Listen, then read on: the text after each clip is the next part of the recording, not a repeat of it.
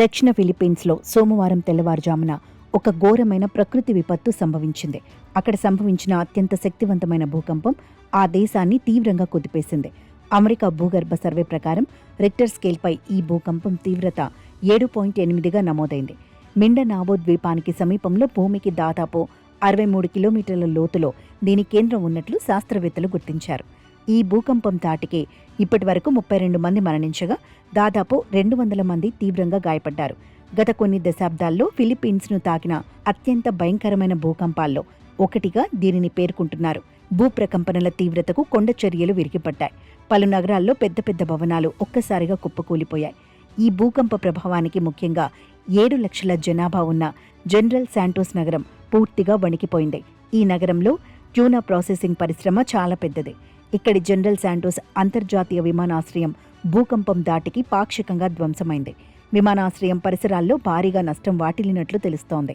నగరంలోని ఒక ముఖ్యమైన వంతెనకు కూడా పెద్ద ఎత్తున బీటలు వారాయి. అలాగే ప్రముఖ జోలీబీ భవనంతో పాటు పలు కట్టడాలు కుప్పకూలాయి. ప్రస్తుతం ఈ నగర వ్యాప్తంగా విద్యుత్ సరఫరా పూర్తిగా నిలిచిపోయింది. భారీ నష్టం వాటిల్లిన ఈ ప్రాంతాలలో అధికారులు, సహాయక బృందాలు అత్యవసర రెస్క్యూ ఆపరేషన్స్ కొనసాగిస్తున్నాయి.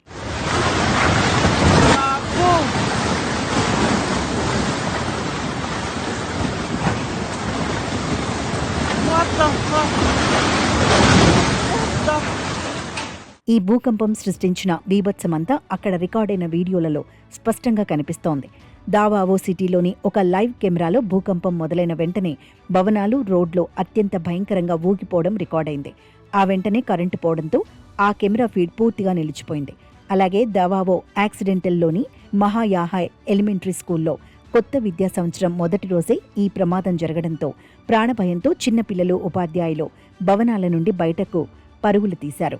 ప్రజలు తమ బ్యాలెన్స్ కాపాడుకోవడానికి బైక్లను, గోడలను గట్టిగా పట్టుకుని నిలబడ్డారు.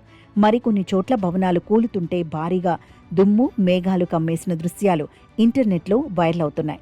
భూకంపం ముగిసిన వెంటనే తీర ప్రాంతాల్లో సునామీ అలలు విరుచుకుపడ్డాయి. జనరల్ శాంటోస్లోని బ్యూలా, అలాగే సుల్తాన్ కుదరత్లోని కలమన్ సింగ్ తీర ప్రాంతాలలో సముద్రపు నీరు ఇళ్లల్లోకి, రోడ్లపైకి వేగంగా దూసుకొచ్చింది. ఫిలిప్పీన్స్ తీరంలో 3 అడుగుల ఎత్తు వరకు సునామీ అలలు ఎగిసిపడ్డాయి. దీంతో అధికారులు ప్రజలను తక్షణమే ఎత్తైన ప్రాంతాలకు వెళ్లాలని సూచించారు. కాగా ఈ భూకంప తీవ్రతపై వివిధ సంస్థలు రకరకాల అంచనాలు వేశాయి. జర్మనీ పరిశోధన సంస్థ దీని తీవ్రత 8.2గా చెప్పగా, ఫిలిప్పీన్స్ ఇన్స్టిట్యూట్ 7.0గా పేర్కొంది. ఈ భూకంపం వల్ల ఇండోనేషియా, మలేషియా దేశాల్లో కూడా 3 అడుగుల ఎత్తు వరకు అలలు ఎగిసిపడే అవకాశం ఉందని, తైవాన్, జపాన్, పుపువా న్యూగినియా దేశాలు కూడా ప్రభావితం కావచ్చునని పసిఫిక్ సునామీ సెంటర్ హెచ్చరించింది.